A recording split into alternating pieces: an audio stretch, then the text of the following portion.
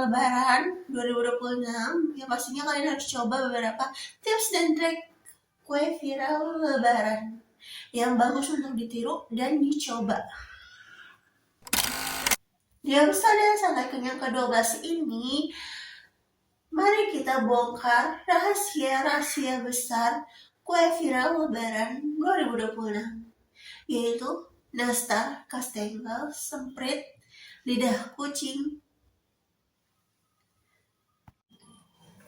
Diharapkan setelah menyaksikan video kue ini, tidak ada kue khas Lebaran yang gagal total beredar di seluruh penjuru Indonesia. Dan juga kalian harus mencoba rahasia-rahasia besar kue khas Lebaran yang pastinya patut untuk dijual ataupun dibeli. Seperti yang kita tahu, kue nastar ataupun kastengel itu bukan dari Indonesia ya, tapi itu berasal dari Belanda pada abad ke-19 dan 20. Yang pertama yaitu nastar. Nastar sultan yang paling banyak direkomendasikan oleh para influencer yaitu nastar sultan Pandor dan nastar sultan Tufero. Kalian harus tahu nastar yang benar dan enak itu seperti apa. Nah, nastar yang enak dan benar itu seperti ini, yaitu nastar yang glowing, tidak retak, agak basah, tidak kering, dan chewy, lumer di mulut, kulitnya tipis tetapi isinya banyak, dan selainya itu tidak menghitam. Kalian tahu kenapa sih nastar kalian itu keras, yang minta ampun, dan teksturnya itu kering? Mungkin kalian terlalu banyak memakai tepung maizena. Nanas yang benar itu tidak memakai tepung maizena. Dan rahasia kulit nanas yang agak basah dan lumer di mulut yaitu adalah menggunakan tepung protein sedang yang dikukus dulu selama 30 menit, kemudian didinginkan 30 menit. Kalian tahu rahasia kulit nastar yang glowing serta tidak retak, yaitu terletak di cara pemanggangan dan juga cara pengelasannya. Pertama, kita panggang dulu nastarnya selama 5 menit untuk mendapatkan kulit yang agak kecoklatan. Kemudian kita keluarkan, lalu kita oles dengan pengoles yang sudah didiamkan selama 30 menit dan kita saring. Kemudian kita oven lagi selama 45 menit. Kita mulai bongkar rahasia besar dari selai nanasnya ya. Pertama, rahasia selai nanas yang harum dan tidak menghitam itu terletak pada pilihan nanas yang benar. Jadi nanas yang benar itu tidak terlalu banyak air dan juga nanas yang setengah tua. Jangan menggunakan nanas subang karena terlalu banyak air, jadi selainya sedikit. Gunakanlah nanas Palembang dan juga nanas Medan.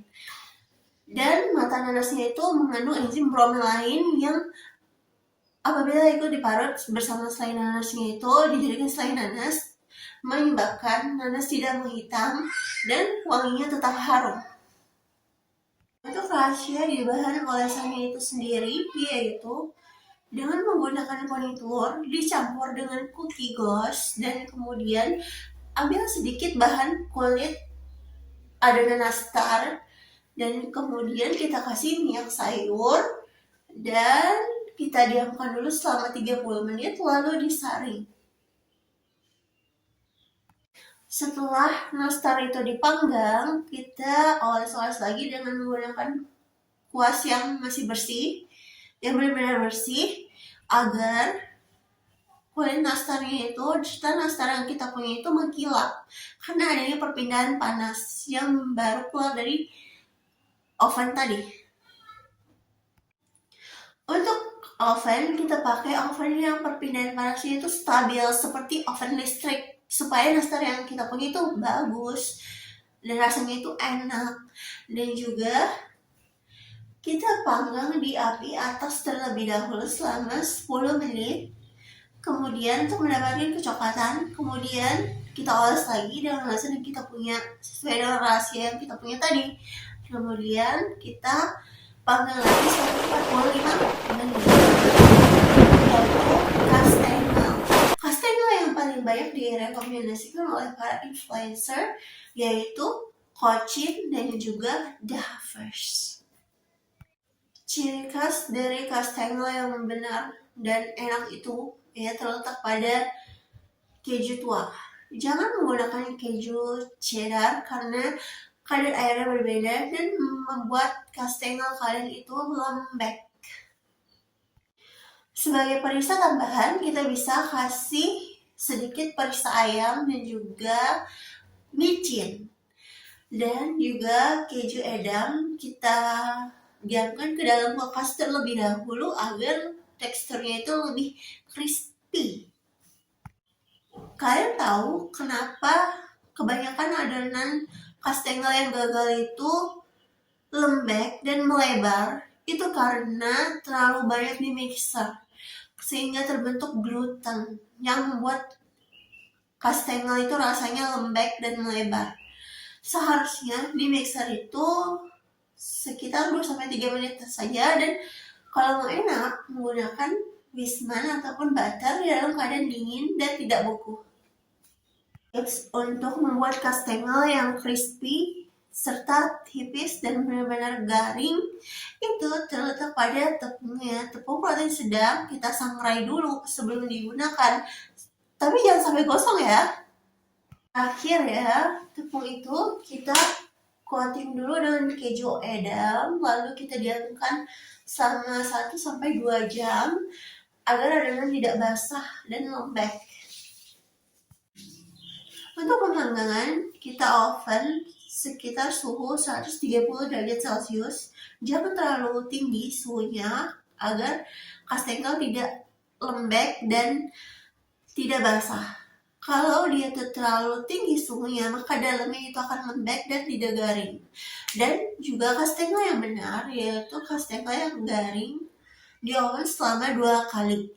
Yaitu yang pertama di oven 15 menit, kemudian di oven kembali 15 menit lagi. Dan sebelum kita pakai itu kita panggang dulu selama 20 menit.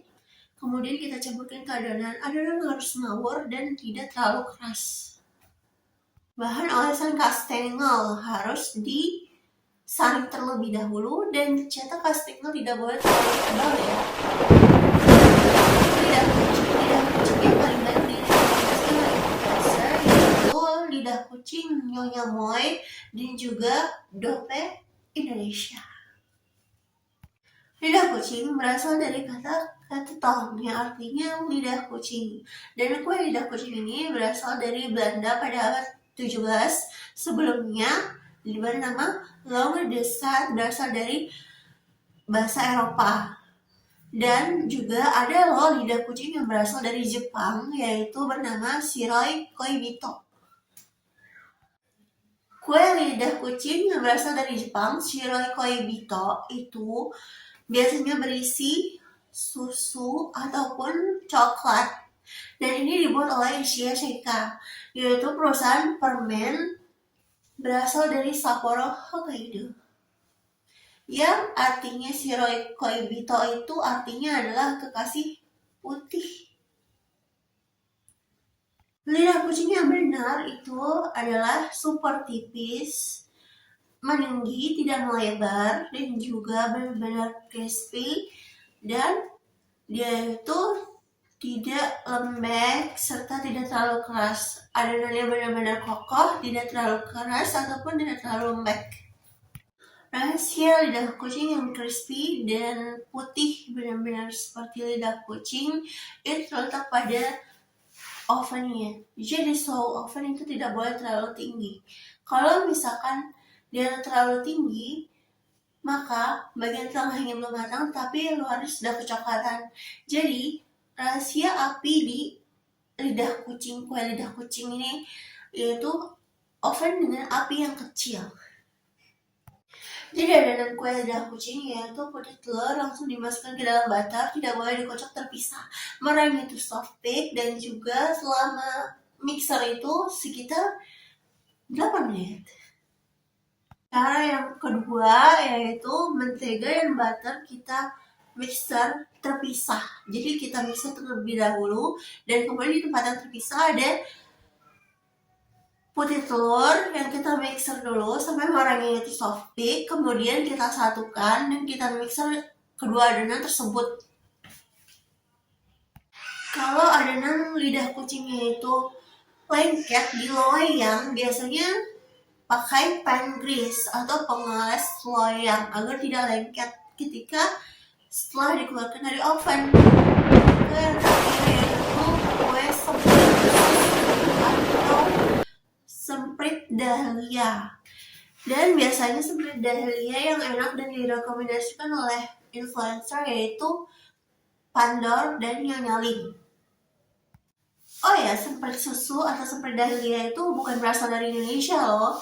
Itu berasal dari Jerman. Yang berasal dari kata Spritzgebäck yang ditemukan pada tahun 1950-an. Spritzgebäck termasuk dalam golongan butter cookies. Dan Spritzgebäck yang benar itu yaitu crispy, padat, dan buttery. Karena termasuk dalam butter cookies. Jadi kue Spritzgebäck ini dia tuh dicetak dengan cookie press, bukan spuit. Dan tepung terigu yang menggunakan tepung terigu protein rendah. Oh ya, suhu oven yang pas itu 140 derajat Celcius selama 3 menit. Jika terlalu tinggi, maka bagian dalamnya itu masih lembab dan bagian luar itu masih kering. Dan jika terlalu rendah, maka lemak akan menetes sebelum struktur kue terbentuk. Oh ya, untuk membuat butternya itu lebih soft di mulut dan juga glutennya itu lebih light lagi, maka adonan kita diamkan dulu selama 10-15 menit ya. Beberapa resep asli dari Jerman itu menggunakan bubuk almond dan juga bubuk kacang supaya rasanya itu lebih padat dan lebih gurih. Resep asli Spritzgebäck itu bukan pakai choco chips ya, tetapi pakai coklat leleh dan kandungannya mentega yang sangat tinggi.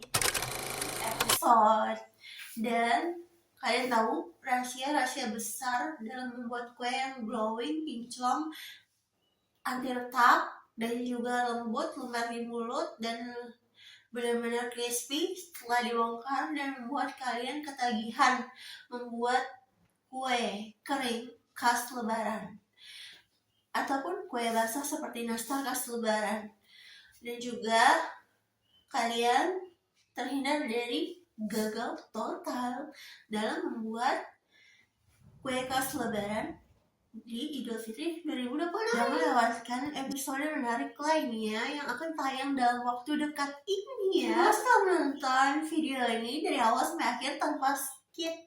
Dan juga jangan lupa like, comment, subscribe, share account YouTubeku @eleonora_asmelina dan follow TikTokku @eleonora_amelia. Selanjutnya tanpa rasa gagal total. Sampai jumpa. Wassalamualaikum.